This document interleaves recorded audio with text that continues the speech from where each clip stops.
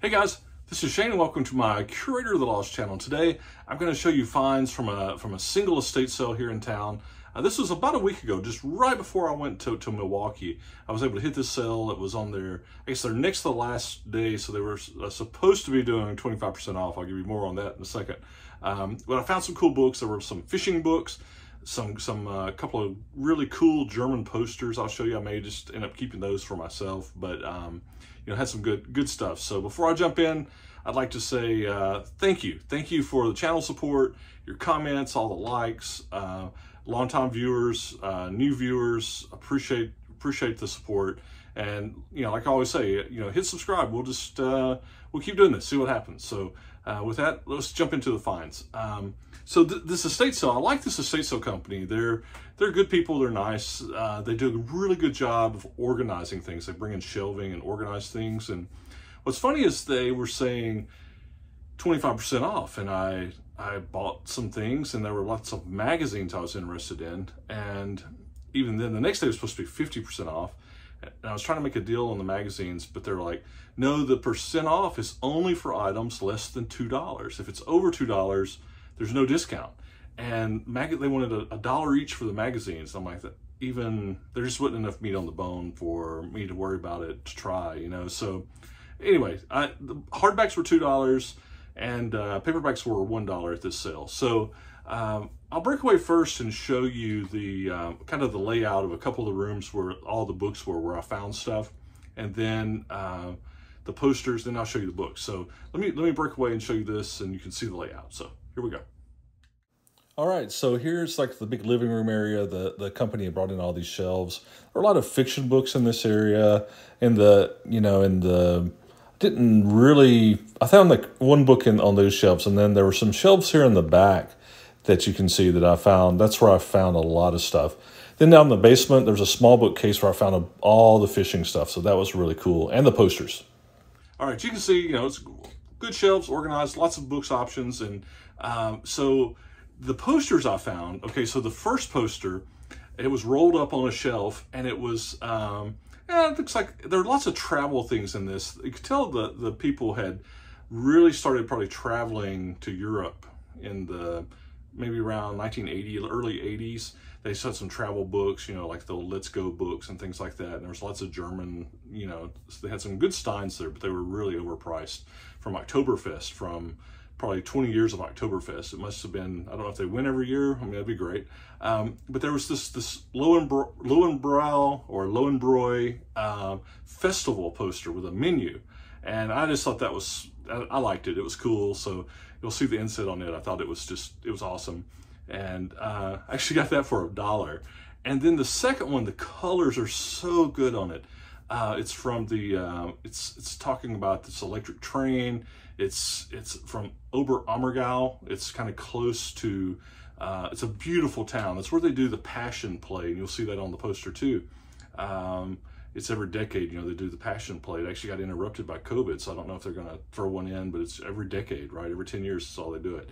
And that area, you know, that's all around, you know, Garmisch, Partenkirchen, you know, Fusen, all that area. It's just beautiful area in Bavarian Alps. So, you know, apologize for anybody's from Germany, you know, as we say, mein Deutsch ist ziemlich schlecht, you know, it's not very good. So I just barely get by on it. Not to order beer and say thank you, right? So anyway, so those are the posters. I thought those were really cool. Now the books. This guy must have been really into fishing. So you're going to see lots of fishing books. First, they're like from the 30s. There's like a Fishcraft. There's a bass and bass fishing. Here's a fishing facts. All these were $1. Fly rod for bass. And then there was one, this education of a bird dog. You know, I haven't researched these really hard yet. This one, a lot of these outdoor life, these are like from the 30s. I see these selling for $10, $12, $14 each. I will probably sell these as singles because they're kind of specific, but this is a great example of a genre, right? People that fish, fly fishing is great. Whenever I see fly fishing books, I always look them up. You know, there's some of them that, you know, are like, the big splashy color, you know, they're not worth anything. It's kind of like coffee table books, but the fly fishing books are always good. Bass fishing's always good. I've found some of those that, you know, are bass, you know, secrets or fly fishing secrets. I found some of those that can be 70 or 80 bucks. You know, all of these, I think all of these will, you know, they're great kind of subject matter. These will sell at least for $10 each. So they should be easy sales. I got a buck each in them for, you know, so I've got $5 there, but I think they're good. Now here's something they did give me a discount on because it was $4, and it's these vintage colored pencils. These things were, you can see, I'll show them to you without trying to, they were complete, they're all there, all 24, and they were unused. So I see these selling, I got it for $3, 25% off.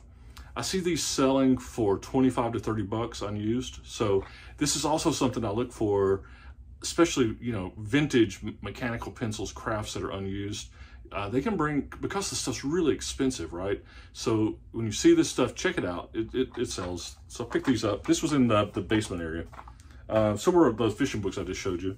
Then there's this Southern Anglers and Hunter's Guide. I see this selling for like 20 bucks. I have comps for like 20 bucks on this. This was a 1964. Great copy. Here's one that's kind of funny. It's you're gonna get your Southernese going, right? Your hit haint the fish. That's my excuse when I go fishing when I don't catch anything. It's not the fish's fault, it's my fault. Or hit haint the fish. This, I've got the comps on this for like 20 bucks. First edition, great. Then let's see, let's finish the fishing stuff. There was this one. It was just a reprint of this great fishing tackle catalog. I have sold comps on this for 15 bucks. This was $1. It's good. It's kind of like one of those, you know, reprints old catalogs. Kind of fun. Then, so that was all the fishing stuff. Then I picked up this hardback of this Basic Electronics by Van Valkenburg. You know, I have sold, I've never seen this in hardback. Usually these volumes, and this is 1 through 5, I think there might be 6 of them, or maybe even more, but they're usually little paperbacks, and they have this cover on them, but it's 1, 2, 3, 4, 5. You know, a set of 5 of the paperbacks will sell for 40 or 50 bucks in good condition. I've never seen the hardback version. Now, it's got foxing, some age spots on it, but overall it's in good condition. I think this will bring a good 30 to 40 bucks. That's what I'm gonna try to list it for. Again, I've never seen the hardback version of it, but I see the paperback versions all the time. Even when I find these onesie twosies, I'll pick them up, but I really love when I find them and they're all together, right? So you can put them as a set. Okay, then I found this, it's a fiction book. You know, I'm the nonfiction guy, right? I mean, but you know, I look at fiction too. Hey, I'll sell fiction just like nonfiction. But this Time and Again, Jack Finney. This is a first edition illustrated. It's in the $20 to $25 range, so good one. Then there was this. Here was a cool one. Middle Tennessee.